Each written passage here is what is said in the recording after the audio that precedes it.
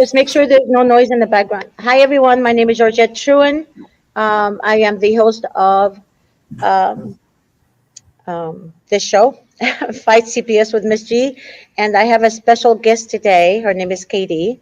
I choose not to give Katie's last name because she's a truly a victim of human trafficking and a victim of CPS. And her child is also a victim.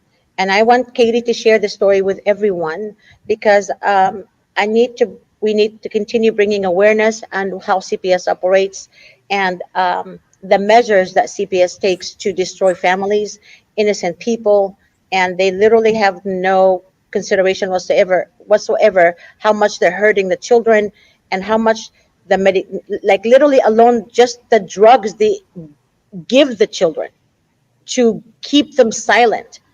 It turns the children into drug addicts, literally. And then they end up blaming the parents. So basically, pharmaceutical companies make money, CPS makes money, the state makes money. I mean, judges make money. It's all called job security, therapists, doctors, nurses, court appointed attorneys, social workers. I mean, it's horrible. It's horrible what they do. It's truly horrible what they do. So I want Katie to share what she shared with me that literally broke me in pieces. And and I'm so sorry again, Katie. And please continue to share your story. And I want everyone to hear what you have to say. Well, I was human trafficked for 7 years, and I ended up losing my arm due to that. My trafficker got in a car accident after I had an infection, and the bone came out of the skin, and I had to go to the drug mart and get a one of them casts when you sprain your wrist you put on the Velcro. Well, he made me put that on my arm for about 2 weeks and put the bone back in place. And by the time that I got to the hospital, they said I had like 36 hours to live. I needed blood transfusions and all types of stuff. And I ended up getting away from him by one of the victims getting help for us. There was 9 of us. And when we got away from him, I ended up testifying against him. Well, the courts had lied to me and said that I was going to get all my charges dropped because I had charges due to him. And they put me in jail for contempt for a $50,000 bond. So I ended up doing like 2 months in there. I was on heroin really bad and crack cocaine, whatever I could get my hands on. And when I was in jail, I testified against him. And the crazy thing was they didn't separate me away from him in the van getting transported. Well, when I testified, he ended up getting 187 years or 100, something like that. Well, when I was in jail when I testified. They didn't drop my charges or anything like that. So my daughter's father ended up helping me get out of jail. And I did like 62 or 72 days. And the day I got out, I got pregnant. So 8 months later, I had my daughter, and nobody had gave me any type of help for my trauma. So I was on crack when I was pregnant, and my daughter tested positive. CPS came in. She completely ignored me.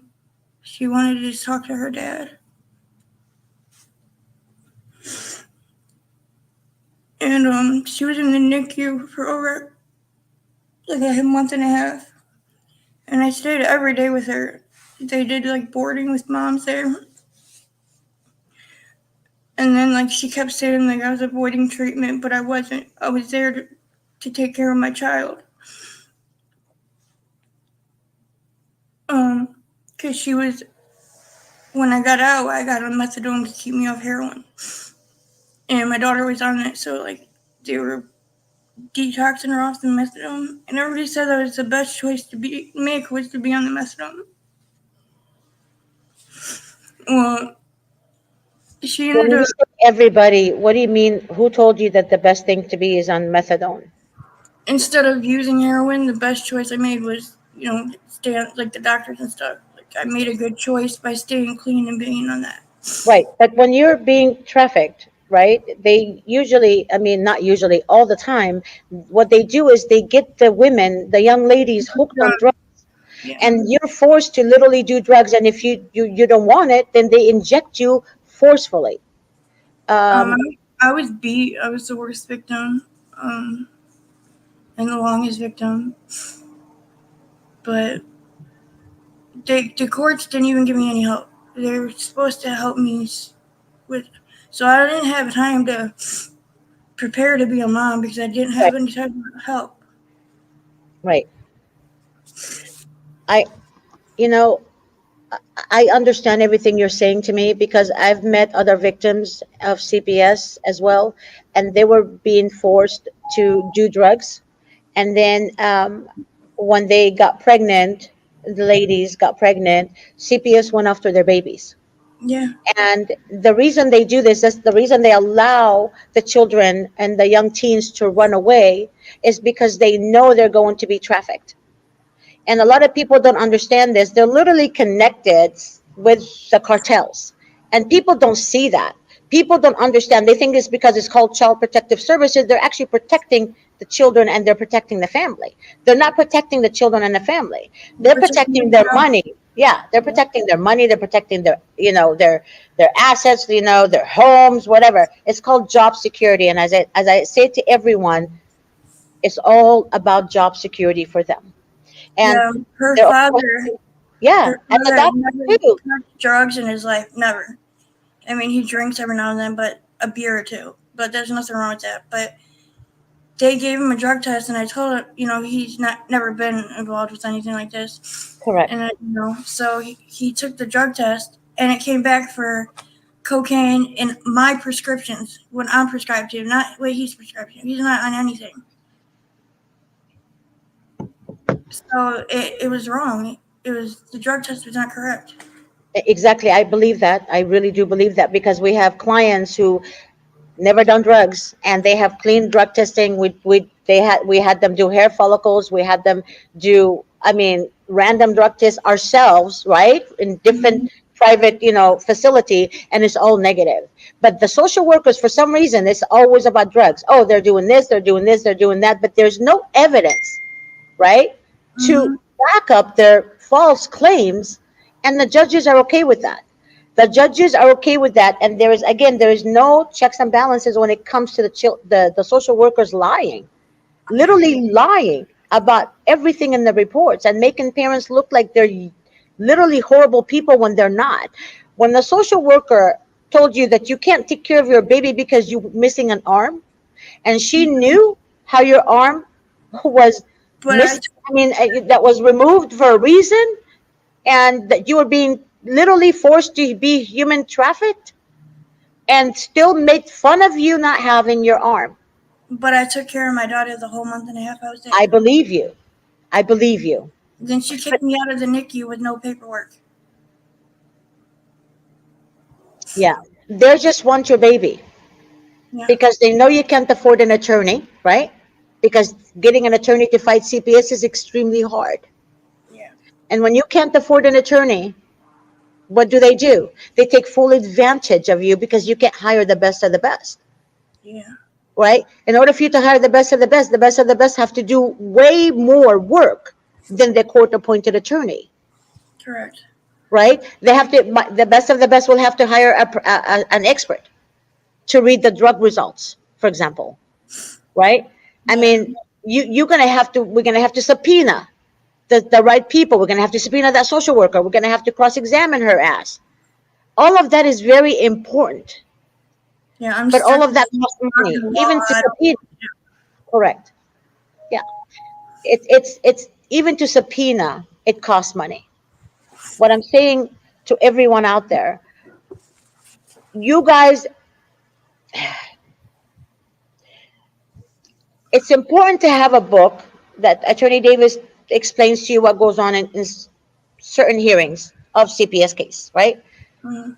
Your job, if you can't afford an attorney, your job is to have paper trace from the beginning of your case to the end of your case.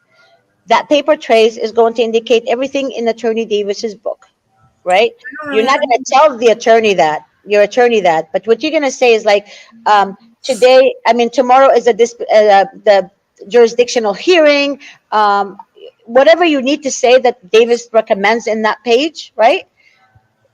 Write it down in writing to your attorney. For example, if you need to file a 388 petition, write that down. Mr. So and so, I'm sorry, baby. What is that? A 388 petition is it's extremely hard form because you have to attach exhibits to it, right? So the 388 petition could mean different things. It depends. Like it could be for a grieving grandparent, for example, right? That's trying to get custody of their grandkids. Then they would need to file a 388 petition. So it's extremely hard to complete. That's why you need an attorney's guidance, right? So with something like that, also if you need to file an appeal, because oftentimes they don't want you to file an appeal, right? They don't want you to have a trial. And the reason they don't want you to have a trial is because they don't want you to fight this. They want you to give in. They want you to give up your children. Yeah, they want us to do that, and then sister wants to take her. Correct. Yeah. So I want you to finish what you're saying, and I'm going to go get Attorney Davis's book until you're done. It's actually in my office. I'm in the conference room right now. I'm going to go get it from my office, and I'm going to break it down to you guys right now. So go ahead and finish, and I'll be right back. Okay.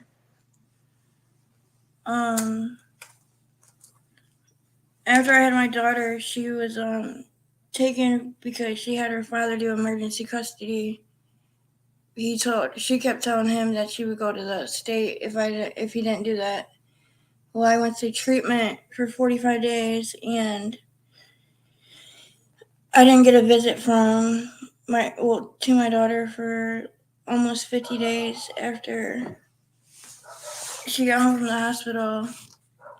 And when I got out, me and him, we're trying to make things slowly, but get our family, together. And she was at his sister's house, and she came back and she had bruises on her arm and a welt on her arm. So I had said something to him, and he had my grandma watch her when he was at work, and I was there. I was never unsupervised, but she never had a mark on her when she was with my grandmother, not once. And then she never had a diaper rash. She got a diaper rash so bad that it turned into a yeast infection. I can't hear you. If I may ask real quick, Katie, why didn't they leave the child with the grandmother? They said she's too old. How old is the grandmother? My grandma's 76, but she works 5 days a week How cleaning old a is she? building. 76. She works 5 days a week cleaning a building. She has no problem getting around. She moves better than me. I believe you. My aunt is 75 and she walks every morning at 5 o'clock. I mean, like literally, she has she has better stamina than me. I'm being honest. I believe you, completely believe you. But I understand. But the thing is, what people don't understand, they don't want to leave the children with family members because, again, I'm going to say this to you. If they leave the child with a family member, they're going to lose the full incentives from from the federal government. You understand? So the incentives are there when the children are placed in a foster home.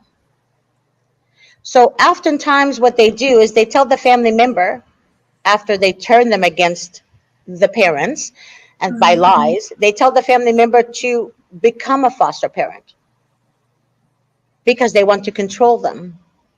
Yeah, she's a little too close with the sister, the caseworker. She's always over there. It's just weird. They came in the house videotaping me. We were about to close our civil case for 50-50, and as soon as that happened and I think they found out, then they came in here and said there was drugs in the house and domestic violence. We've never had domestic violence, neither one of us, not even on Right. a record. And there was no drugs in the house. Mhm. And the cops were even here and seen that. Mhm. Well, they said that she said that she had to take our child because of the domestic violence and the drugs. But Mhm. where were they? So his sister had taken her, and the caseworker came here and told him and me that we won't get our child back together or back if he's with me. We're not allowed to be together. Okay, but do you have any family and friends other than your grandma and other than the grandmother? Yeah, I got aunts and everything. My one aunt said she would take her, but Okay. I don't know how to do it because it's Okay, already. no. Okay, it's not about what they don't want to do. We know they don't want to do it, okay? So let me explain more about the 388 petitions. So the 388 petition, Attorney Davis talks about it on his book, page 61. He says, and I quote, "One of the first things I recommend is that the parents file a 388 petition and ask for several different remedies. Most of most of the time, I request return of child, further family reunification services, additional visitation to increase the bond between the parent and the children, or placement of children with friendly relatives." Okay, the strategies and steps to implement some or all of these alternatives are beyond, let me finish, the scope of this book. Suffice it to say, you should discuss these things with your attorney. But unfortunately, your court appointed attorney will not do anything because he or she is not going to go beyond what is required of him or her. Okay? I'm saying that it's not in the book. So, the bonding study, for example, a bonding study between you and the children is extremely important. You should request that your attorney arrange such a study with local expert, and in some cases, the court may be willing to pay for it pursuant to Evidence Code Section 730. If not, you may have to cover it yourself. So there's the cost you have to cover yourself because most likely the judge is not going to approve it. They're not going to want to pay for it, right? Because they don't want to prove that you're a good parent to the children. So again, that's why it costs money. In order for you to fight, you have to put in the Okay. cost, right? And he said, Attorney Davis said, during this time frame, it becomes important that you have continuous and frequent visitation. This and other things that may help you stop or delay a termination of your parental rights, because that's what they aim for, is termination of your parental rights. Will most likely be fought by the social worker's attorney, and in a lot of cases by the children's attorney. So you're fighting literally the children attorney, social worker's attorney. You're fighting everyone in that court because everyone in that court don't want you to have your children, even the judge. And oftentimes people ask me, well, Miss G, I was trafficked, and my child was born, and now the social workers are after me, and they told me because I was in CPS custody before. So there's a lot of kids your age and younger than you, Katie, who actually grew up in a system, and they wanted to have a life and get pregnant, or they were forced to be trafficked, and they come after their children, whether you're forced to be trafficked, whether you got married and you have a college degree or not, they I have a question. literally come after you. What? I have a question. So if Mhm. me and her father got married, would that be better? I'm sorry, what? If me and her father were to get married, would that help our case? No, No. no. Okay. And that's why they said there's a domestic violence, right? Yeah. Yeah, Yeah. So but there wasn't. There no. was no domestic violence. We have a client currently, Sacramento, no domestic violence. The wife never done drugs. Never. That's our case. But do you see what I'm talking about? There's no police report of domestic violence. There's no report of domestic violence whatsoever. So that's why it's important for your attorney to cross-examine that worker that wrote that there's a domestic violence. How did she get that information? And who gave her that information? If she writes down a name, for example, His sister said that the CPS worker told her to say that. I think. Do you have that message I'm though? sorry. His sister said the social worker told her to say that? Yeah. I believe that. I believe that. That's why I highly recommend having cameras in your home. Okay. It's so important for you to have cameras in your home. And make sure that you leave a sign outside that says this house is 24-hour surveillance. Because when they walk into your door and the sign is outside to the public, they can't by law tell you can't record them. Right. Because there's a sign out there saying this house is 24-hour surveillance. So you walked in to my home, you're going to be recorded. Do you understand what I'm just saying to you guys? If you don't have that sign, they can easily tell you they don't want to be recorded, even though they're government officials, right? But they don't want to be caught lying on recording, on recorder. And the sister or the paternal aunt of your baby, she didn't have any type of like any type of proof that the social worker told her that. I know she did. I believe me, I know. She But told that's, her. uh-huh. She told her or the dad that, and like the CPS worker walked in my house, and we text her like, "Was that you walking in our house uninvited?" She texted back and said the door was open. Wow. And then I had a safe care plan for women that have substance abuse when they're pregnant through the health department. She told me there's no such thing. See, all of that should be in as evidence, and your attorney has to submit this into court as evidence. That's why you have to do everything in writing with your attorney. Do you think Davis would talk to me? So you already signed up for the school? I sent I you the link. haven't signed up yet. Oh, okay. I'll send you the link again. I'll forward the same link again. I emailed you the link as soon as I got in the office. Okay. When you and I spoke? Yeah. So, That school, the school link I'm talking about, is not going to be on Wednesdays anymore. It used to be on Wednesdays. Now it's on Saturdays okay. at 10 o'clock in the morning. So it's going to be convenient for a lot of parents who are not, who work through the week, from Monday through Friday. So Saturday, I think it would be best for everyone, where you can, it's $27 and it's a link, it's a Zoom link that you receive via email. And then you go in and ask Attorney Davis questions. Okay. Okay, it's very important. The reason he's doing this is because he wants to accommodate a lot of people who can't afford him. But he doesn't recommend you guys doing it on your own either, because it's like CPS has so much experience, demonic experience. It's their experience, like, you literally will drag you down to the ground. You can't beat them. You can't beat them unless you know what you're doing. Yeah.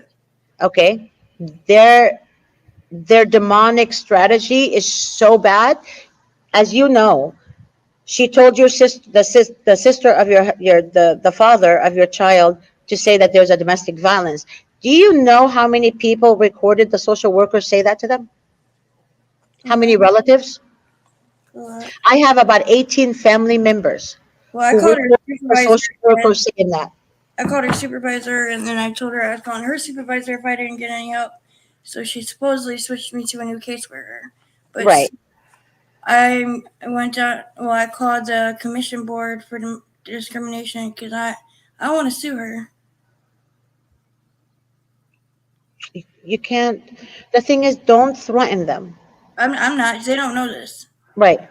And don't tell anyone. If you want to sue them, you have to make sure you have your child back. Okay. Right? Because God forbid, if something happened to your child, God forbid, in their custody where your child dies, then, and you don't have your child with you, then you can sue them then. But we're not hoping for that to happen. So the best thing is to fight, continue to fight to get your baby back. I'm going to email you the book. Or did I email you the book, Katie? No. Did I email you the book link? I will include it with the school link. I will include the book for you. So that book, all you have to do is click on it, click on the link, and you can see all the pages. Okay. So This book, it became like, I don't know. I mean, I love my Bible, but this book became my Bible. I mean, Jude. I don't know, explain it to you. I have notes. Um, I highlight everything. You see, I mean, it literally describes everything what happens from the beginning to the end of your case and Okay. what should Do you how. Uh huh. do you think we should go for the and file that petition thing? See, I don't know what's going on. I don't know when, like, what type of hearing is coming up for you, because see, a lot of people think they can submit evidence, but you can't just submit evidence anytime. Yeah. Because the court hearings are in stages when it comes to CPS. But she had Right? another mark on her arm last time she was at visitation. Okay, then you need to take a picture of that mark. I did, but nobody's doing anything. It's not about nobody, it's what you need to do. You need to email it to your court appointed attorney and I did. CC the supervisor, social worker supervisor. I know she doesn't care, but you need to have paper trace. Paper trace is so important. Yeah, I How you sent her. collect evidence is important, Katie. It's very important how you collect evidence. Yeah. Okay, sweetheart, I can go over that with you 100 times. But if you don't write it down and know what type of evidence you need to collect and how to collect them, you're going to be lost. Because not every time people say, I have evidence, they have evidence. It's not true. Some people have really bad evidence, it's not going to work for them. Okay? Hmm. So you and I can talk later on tonight and I can get more information about what type of hearing is coming up. If you don't know, find out by emailing your court appointed attorney. Okay. Okay, again, in order for you to win a case like this, you have to have paper trace and you have to have the right team to fight this case. Okay. Okay, and that court appointed attorney better do his job or her job, because the amount of paper trace that you have against them, you can report them. But most likely the state is not going to do anything because the state is giving them instructions on how far they can go, Okay. right? State bar, it's all connected together. But at least have paper trace, because it's important. Because when you go this, take this to the social media, I mean, to the news, right? Hmm. When you find the right news that wants to take your story, which I will help you with that, then you need to show them that you've done this, here's evidence of all this. Okay. Okay? That's very important. And also, I know you guys are suffering, and I know you guys went through hell and back with these social workers. And I was talking to someone today, and I said, may God have mercy on their souls. And believe me, I don't pray for them. I don't pray for these people. I have a hard time praying for the enemy. I don't know why God told us to pray for everyone, but I have a very hard time praying for the enemy because they don't stop. They continue to harm. And I know praying for them actually hurts them, but it helps you. I CPS needs to be stopped. The department needs to be literally removed It's like and his sister started has over money, again. and it's like that's whose side she's on.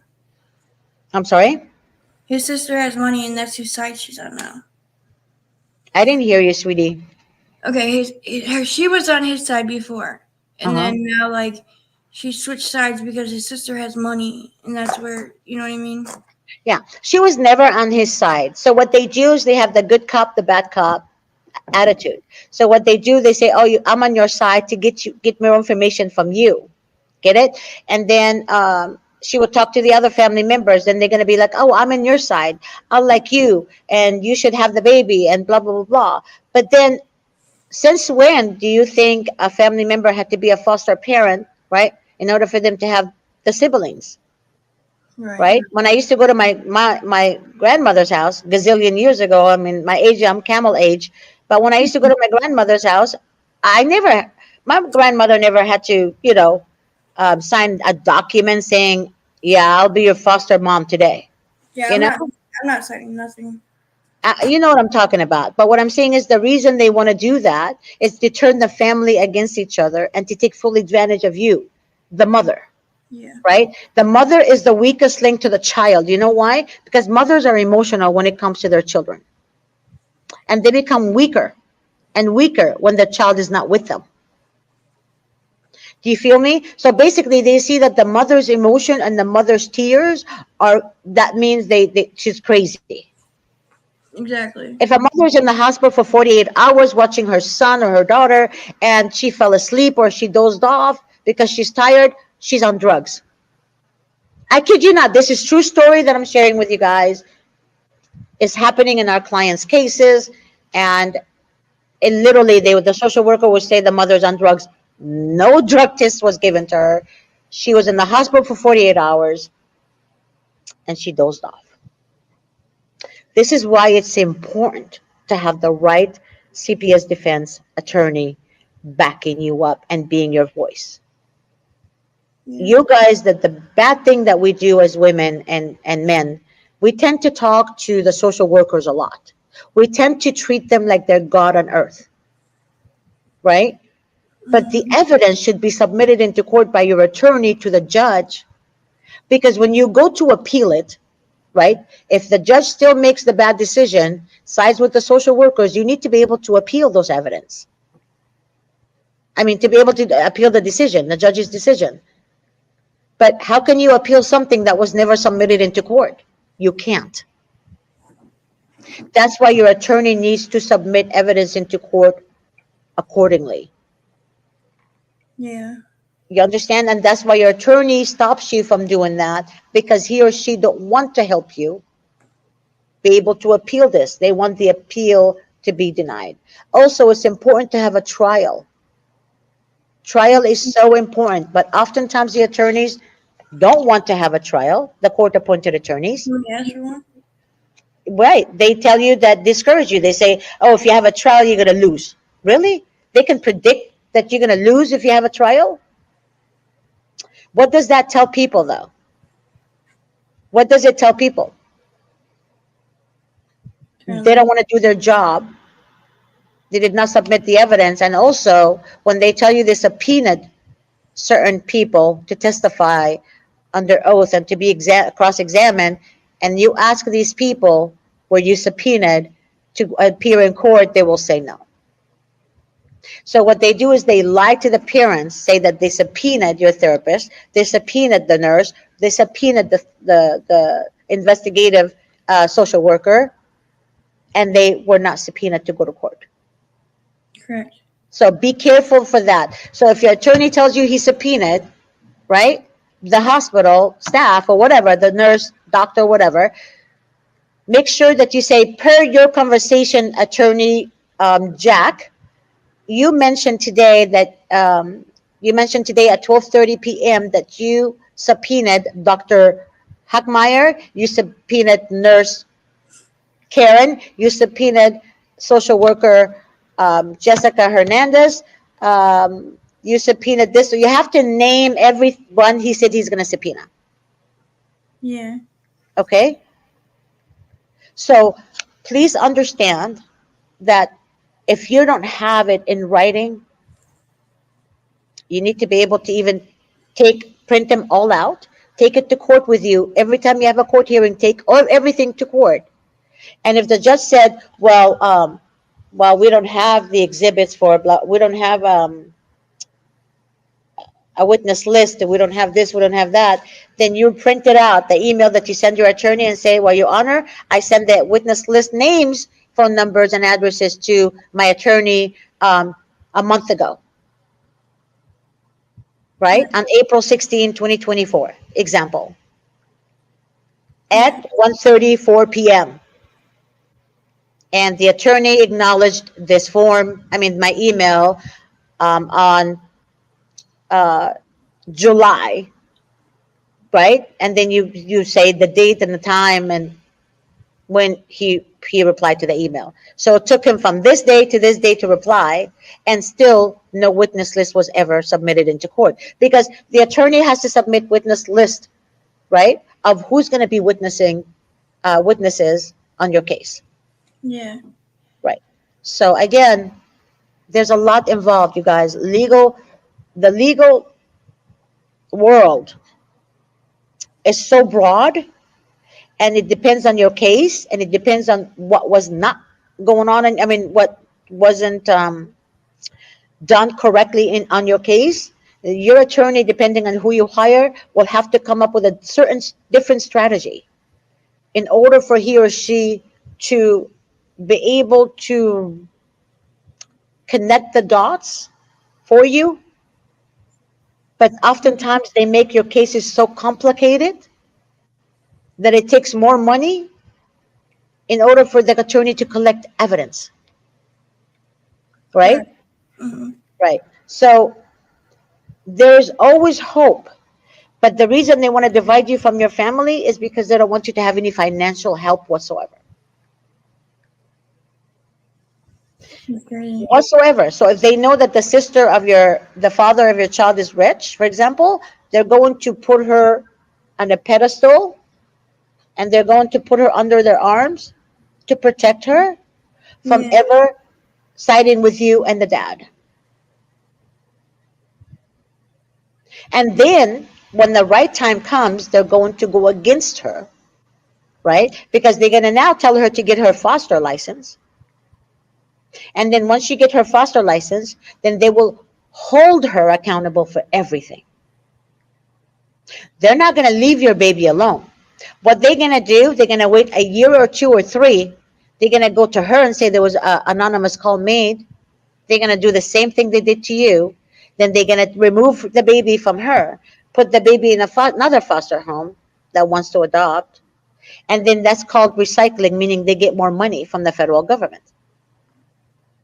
because now they have the baby back again. And then now they're going to get more money from the federal government.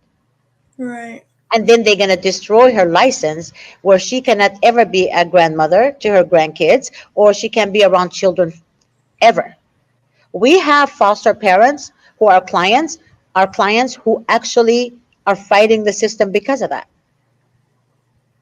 And they were family members that became foster parents. I And don't it's, see how they can keep doing that to families, though. It doesn't. I'm sorry? I don't. It hurts the kid more than it hurts anybody. Yeah. It's detrimental to the children to be away from family, period. And it's more detrimental for the child to be away from their mom.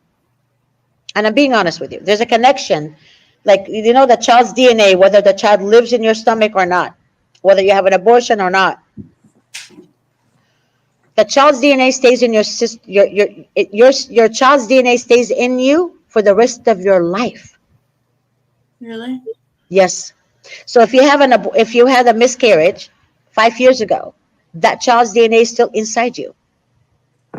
That's It crazy. doesn't go anywhere. So this is why it's amazing how mothers are created to give birth, to give life, because no matter what, that baby is life. So Yeah. that baby connected to the mother on an amazing level, right? So when they take that away from mom, what they're doing is just destroying that. They're destroying that bond. Yeah. The child, whether the child is a newborn or the child is 8 years old, the child knows the mother. I kid you not. The child knows there's someone missing. Doesn't scent or something? Yeah. What? Doesn't a mom have like a scent, like smell for the baby? Yeah.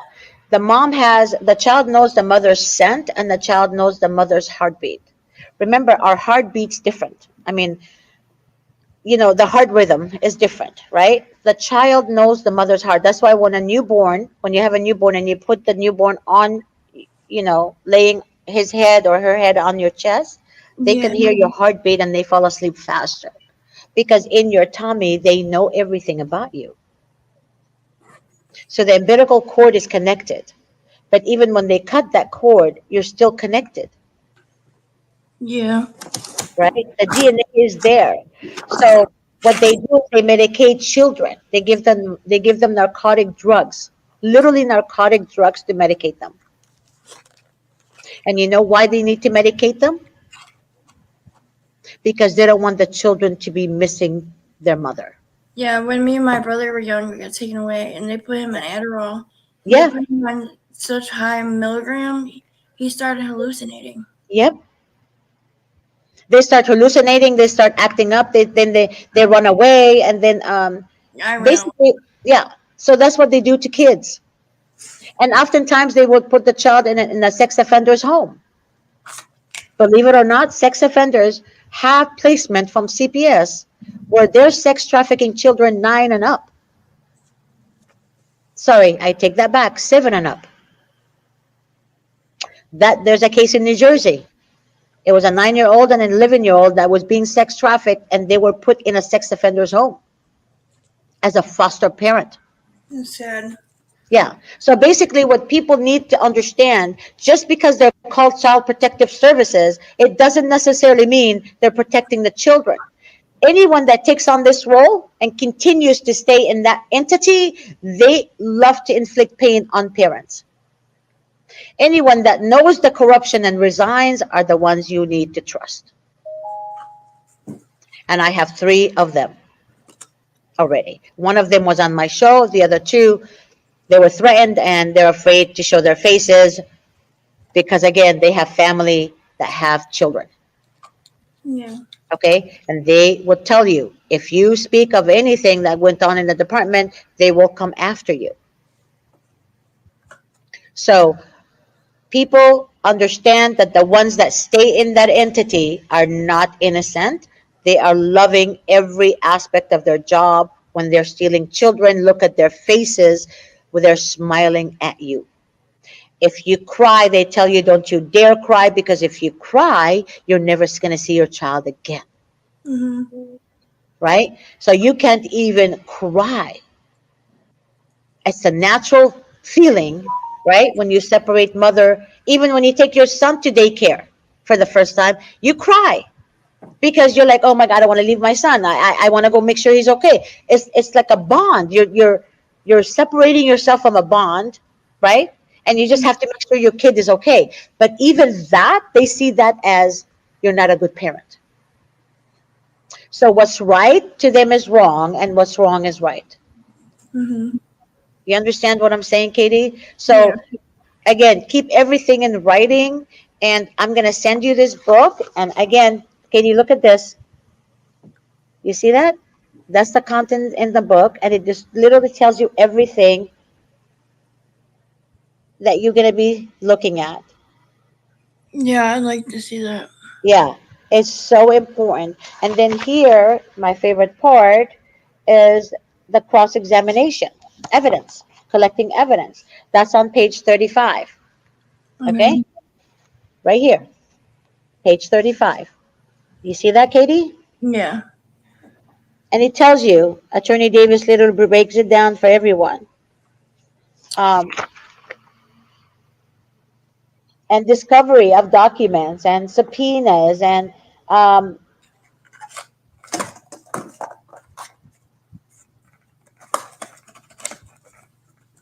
okay, here, this is important for everyone to know. On page 36, Attorney Davis states, um, Part C, it says review and discovery of documents and the subpoenaing of these documents to court. The law permits you to conduct discovery under local superior court rules and or the state of California rules of court, right? So in his opinion, he writes, this is a step which is not used enough. The social worker's record and files, which are different from the court's records and files. You understand? So the social workers have records and files that are different from the court's record and files. Should be obtained and reviewed. Should be obtained and reviewed. Are you listening, Katie? There's Yeah. always the strong possibility that these records and documents will contain information that could assist in your defense. Okay? So that's why it's very important. Sorry, that here we go. I know, it's just turned off. It's motion sensor. But that's why it's very important to have the right attorney. But do you see how he breaks it down for you guys? He literally tells you what you need to help you in your case. So you take that information, you email your attorney, your court appointed attorney, let them know he or she needs to do this.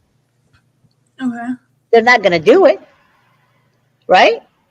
Mm-hmm. But you need to have it in writing. You need to print it out, take it to court with you each time Okay. to be prepared. Okay. If the judge mentions there's no, no motion was filed, well, I have an email, Your Honor, that I sent to my attorney to file a 388 motion. I have an email, Your Honor, that I sent to my attorney for subpoenaing documents to court, the social works reports, blah, blah, blah, blah. So everything, make sure that you email them way before the court hearing, right? So they have enough time. What excuse are they going to have? Nothing. Right. Okay. And you also need to write down the name of the social worker that told you you cannot take care of your baby because you're missing an arm. I hope to God that she will, one day it's not going to happen to her, so she can, she'll see how you're feeling. Do you want me to send that to you? Yeah. I want her name. I want all of that. Okay. Yeah. And I want her name, her department where she works. If you have her business card, just all you have to do is just send me a screenshot of her business card. Yeah. And I already texted Robert, the investigative journalist that I was telling you about, and Mm-hmm. he is aware of your story. He just wants more evidence, but he said to give him 2 weeks because he's working on another story. Um, he's gonna be on my show soon. I'm just giving him enough time to work on this other story for somebody that is a client of ours. Okay? Okay. Well, thank Um, you.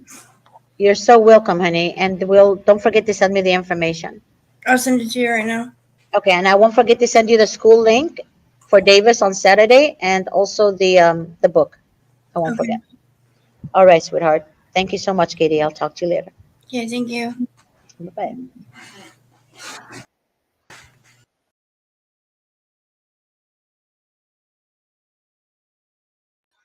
Hi, everyone. Sorry about that.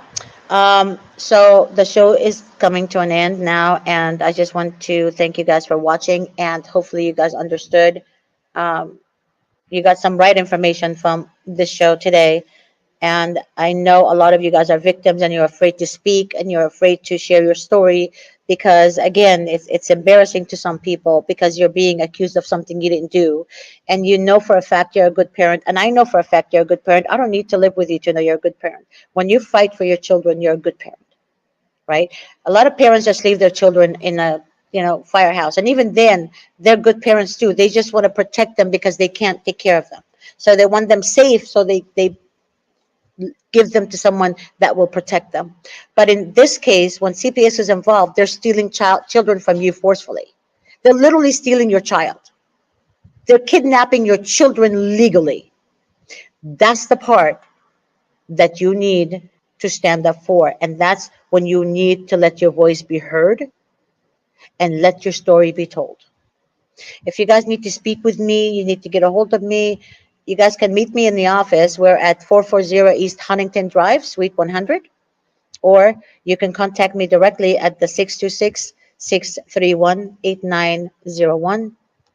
If you're out of state, um, you can also call the 888 number and ask for Miss G or Georgette, and they will direct you to me. Um, you can also email me at GAT, that's Gold Alpha Tom, at vincentwdavis.com. And if you have any questions, you can also email it to that email address and I will reply back to you. Just give me 24 to 48 hours for you to receive a reply. If you need me faster, you can text me at 626-631-8901. All right. Thank you guys for joining. God bless. And I will see you guys on Saturday at the school. It's you guys should really join that. It's $27 and you can ask Attorney Davis questions. If you guys need the school link, please email me. Request the school link again at my email address, which is gat@vincentwdavis.com. And the school is spelled SKOOL.